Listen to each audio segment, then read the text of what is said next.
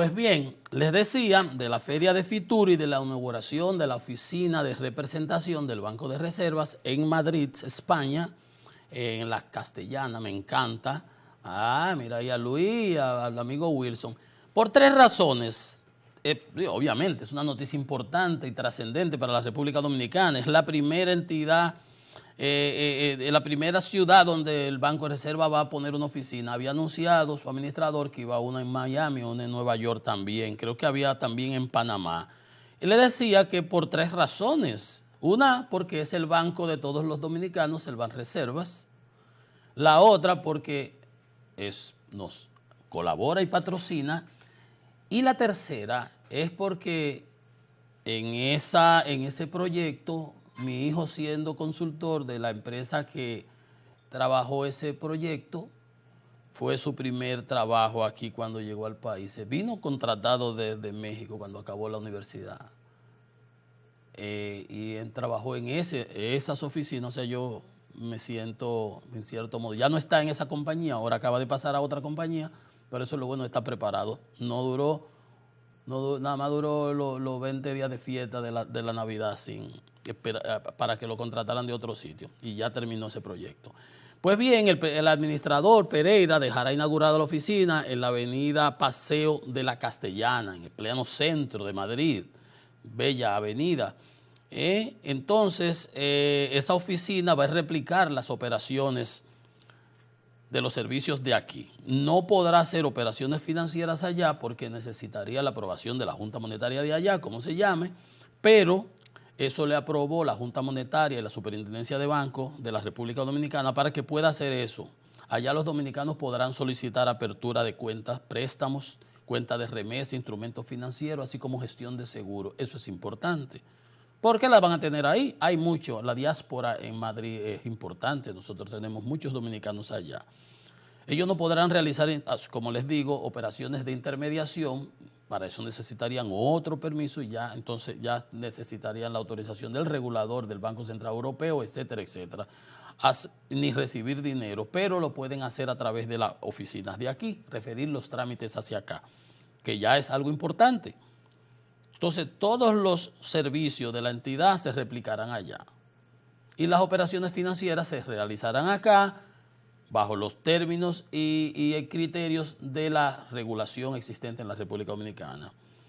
Pero es de por sí un gran logro, una propuesta, una promesa entregada por el administrador y el equipo. Y les digo, me siento alegre en realidad por esas tres razones. Una, porque es el banco de nosotros, el banco de todos los dominicanos, el Banco de Reservas. Y el logro y los progresos del Banco de Reservas son progresos de todos nosotros. Dos, porque es uno de nuestros patrocinadores desde el principio de nuestro programa, desde los inicios. Y tercero, porque mi hijo trabajó en ese proyecto. O sea que tengo hasta razones de sobra. Felicidades a la administradora, al equipo de desarrollo de proyectos, al equipo de comunicaciones que lo veía ahí, mi amigo Wilson, Luis Miñoso, etcétera. Y éxitos que trabajando es que se camina hacia adelante y se avanza. Bien, señores, por otro lado, la CEPAL nos informaba, porque unas de cal y otras de arena, que el índice general de pobreza en República Dominicana entre el 20 y el 21, consecuencia de la pandemia y a pesar de todos los esfuerzos que hicieron las autoridades, tanto este gobierno como el gobierno pasado, incrementó.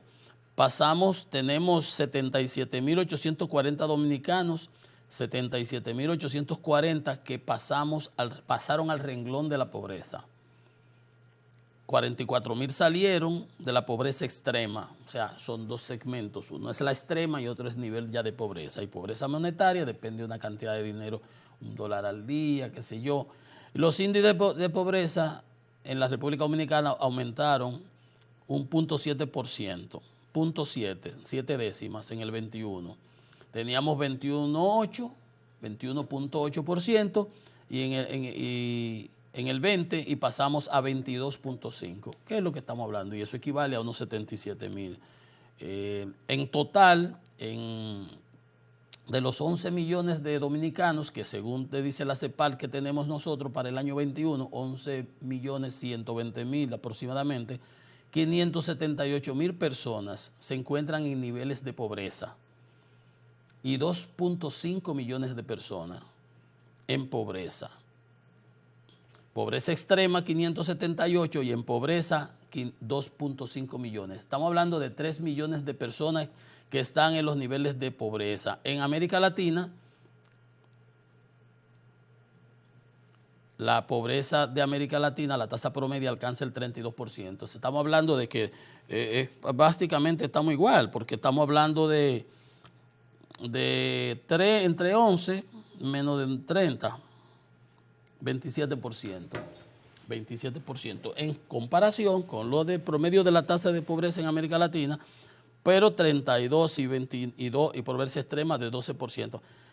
Lo importante con esto es que uno vea que por más que los gobiernos intenten enfrentar estos aspectos, tienen que ir a las raíces, a las causas.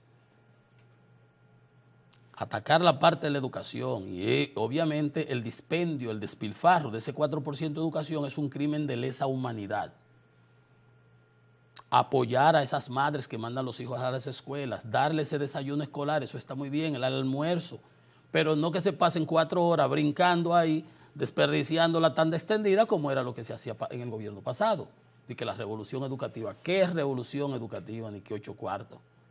Bueno, pero ¿qué nos muestra eso? Que tenemos mucha tela por donde cortar, que aún tenemos muchas cosas, unas deudas sociales ancestrales acumuladas, que los gobiernos tienen que irlas repagando, tratando de amortizarlas, recuperar ese camino perdido.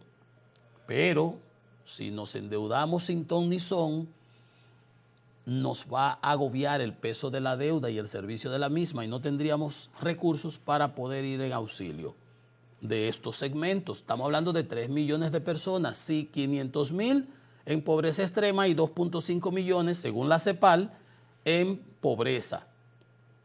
3 millones de personas, un 27%, más lo del desempleo, la población laboral que entra al mercado y no consigue empleo. Entonces, todas esas son tareas que los gobiernos tienen que hacer de tripas corazón y racionalizar el uso de los recursos. Estoy hablando en grecorromano. No, racionalizar significa usar los recursos en lo más perentorio, en lo más importante y de manera eficiente. Por ejemplo, apoyando los segmentos productivos nacionales, que son los que generan empleos. Las exportaciones dominicanas, acabamos con un récord. Dice doña Viviana, la que está en Proindustria, que tenemos 12.390 millones según los datos que provee la Dirección General de Aduanas, que crecimos 6.41. El oro, 1.322, está en 1.900 tanto ahora mismo el oro en los mercados. Cigarros, los puros que nosotros producimos, eso genera mucha mano de obra en la zona del Cibao que se produce, Tamboril, toda esa zona. ¿Qué decimos? El cacao en grano, el banano. Tuvimos exportación, miren para que yo contrasto, para que ustedes vean, eso aquí contrastamos las cosas.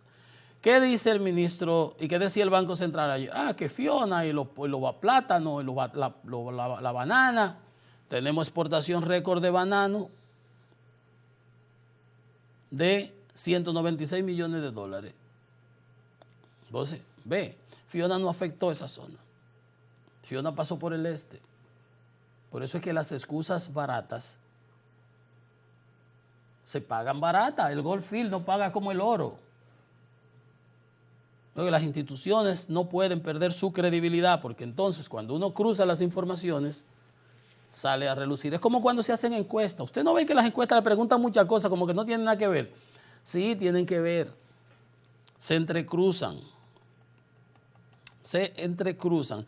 Interesante sobre las exportaciones, que es lo que nosotros tenemos que enfocarnos en ver hacia afuera. Ya por gracia a Dios están mandando de nuevo los huevos a Haití. Un disparate, una metida de pata. Dígalo quien lo diga. Es más, dígalo mi profesor, que es el ministro de la presidencia de inversión 1, inversión 2, mi amigo, mi pana, Joel Santos. Dígalo quien lo diga. Es más, dígalo el ministro de Hacienda, que también es mi amigo, Jochi Vicente. Eso fue una metida de pata, meter los dos pies en un zapato. Pero anyway, ya pasó. Por ejemplo, importante, Corea del Sur, las exportaciones dominicanas a Corea del Sur se incrementaron en 772%. Eso es significativo, señores. Usted puede estar seguro que ahí el Brugal 1888, que es buenísimo, y los puros están teniendo un palo ahí. Los Emiratos Árabes, los árabes no beben, pero fuman. A lo mejor los puros están ahí subiendo para allá. Pero también la parte que tiene que ver con instrumentos y aparatos médicos, que yo siempre les he dicho, y la relocalización de los mercados, que nosotros nos podemos aprovechar bastante de eso. Tuvimos un crecimiento absoluto de 165 millones de dólares adicionales a los que hemos exportado normalmente. Entonces, como le decía, bananos, 196 millones de dólares. Entonces, ¿qué es lo que dice el ministro? Que en invierno cae la producción, pero que fue por Fiona, se sabe, entonces había que incrementar la siembra 9 meses atrás para tener suficiente plátano para diciembre. Yo no soy especialista agropecuario, ni cerca, ni me gusta, ni el lodo me gusta, ni me gusta ensuciarme ni los pies. Pero eso es sentido común. Entonces, ¿qué dice Proindustria?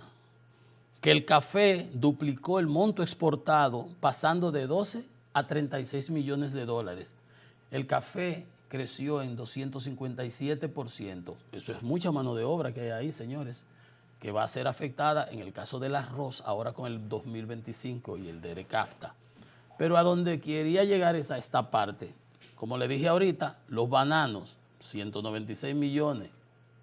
Entonces, ¿qué es lo que dice el ministro y qué es lo que dice el Banco Central? Dice, los plátanos frescos aumentaron en un 283%, 3 veces.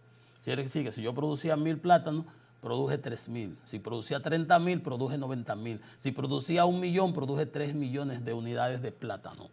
Los plátanos frescos en exportación, porque esto es de dólares, los plátanos frescos aumentaron en un 283% para un monto total de 40 millones de dólares. Ve usted, por eso es que les digo que las instituciones no deben estarse prestando para ese rejuego de corto plazo, vendiendo Goldfield por oro, porque el Goldfield se descacara.